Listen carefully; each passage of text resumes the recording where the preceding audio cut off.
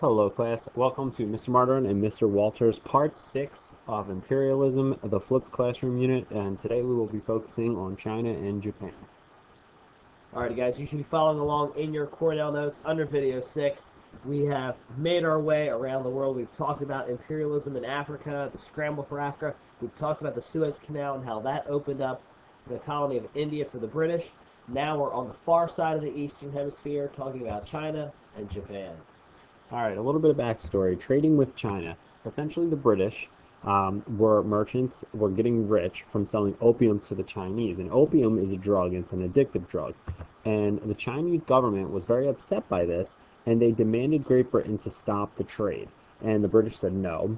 And because they had warships and the latest technology, they defeated the Chinese and continued to sell opium. And Britain, after they defeated them, then forced China to open up more ports to trade and gave Britain the port of Hong Kong. Guys, as you're reading these notes, think about it. Think about what Mr. Walter talked about earlier when we talked about India. Okay, this is the same thing that the British did with the sepoys. They're doing again with the Chinese. They're coming into another country. They're not respecting their customs, traditions, and culture, and they're trying to force Western culture onto a foreign land. Total disrespect. And this also, again, they're getting very wealthy off of this with trade agreements that definitely benefit the British over these other countries.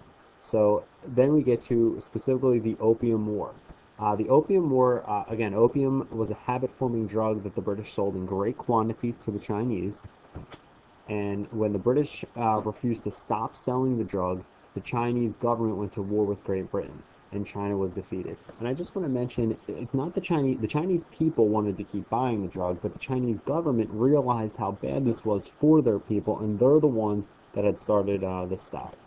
All right, that takes us to the Boxer Rebellion. Don't think it's a bunch of boxers fighting in a rink that have a rebellion. No. The Boxers were a nationalistic society. They were a secret group in China, and this happens in the year of 1900. And basically what happens is this. These Boxers fear the Americans coming in. They fear all outside influence, but specifically the Americans. And they begin to target and kill Americans. In response, in the year 1900, President William McKinley sends in American troops to protect the Americans. This will result in bloodshed and conflicts between the Chinese and the Americans. So right now we have two countries that are involved in China. We have the British and the Americans. Right. And these are a couple graphics showing you guys the Boxer Rebellion in 1900. Here you guys can see one of the boxers, what he looked like, an engraving showing you guys the Boxer Rebellion. And the next cartoon I think you're going to see is this image of the president at the time, William McKinley, waving the American flag with Uncle Sam, who is looking very forceful at the boxers, holding them at gunpoint, and there's blood in the street. And this is obviously a political cartoon that favored the American perspective of the incident. Okay, Japanese versus China. Japan essentially uses its military power and industrial strength to take over parts of Asia from China. But I think we should just back up for one moment and explain actually what happens to Japan. Japan practiced what is known as isolationism for the longest time, which meant that nobody was allowed in and nobody was allowed out. And it was actually an American by the name of Commodore Matthew Perry who came into Japan, opened them up, and said, you know, you're going to start trading with the rest of the world. Japan quickly learns how advanced the rest of the world is and adapts and is one of the great success stories for someone, for a country to adopt all the practices they want. And so they become very industrialized, but they hold on to their own culture. And when they do this, the Europeans are really impressed because Japan is essentially going to quickly become their own industrial power.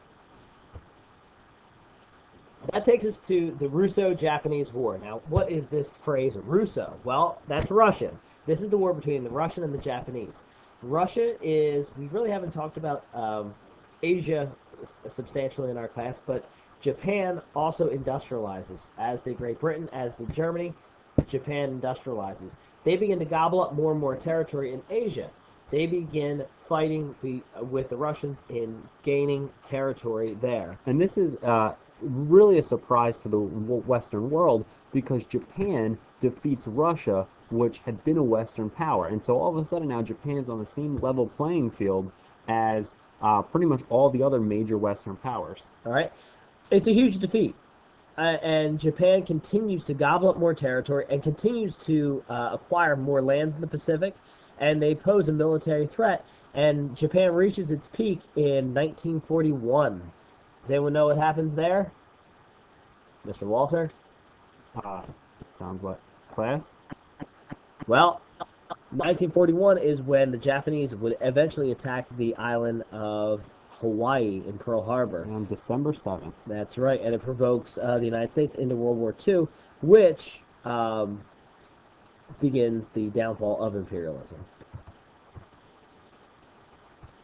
Well, okay, that's off the screen a little bit, but essentially, Japan modernizes and becomes an imperial power by the late 19th century. The Meiji Restoration is essentially the Japanese emperor is restored to some extent, results in a series of reforms to compete with the West, and that is a picture of the Emperor, and that's an engraving of the emperor getting married. All right, again, just the Russo-Japanese War again. Japanese destroys the fleet off the coast of Korea and wins major battles, and they defeat the Russians. That's the big takeaway point. And the Westerners were horrified. Okay, and what we're looking at here is a picture of Korea. Here we go. This is the picture that we wanted to show you. Japan is on the far end. It's the island countries right there. Here's the island of Japan, And slowly they gobble up more territory. First at the Korean Peninsula, then they Manchuria, parts of China, and then they start taking over all of the the French colonies in Indochina, Vietnam, Malaysia, and the islands here. And they continue to gobble up more and more of these islands until World War II. all right, class, that's the end of this series.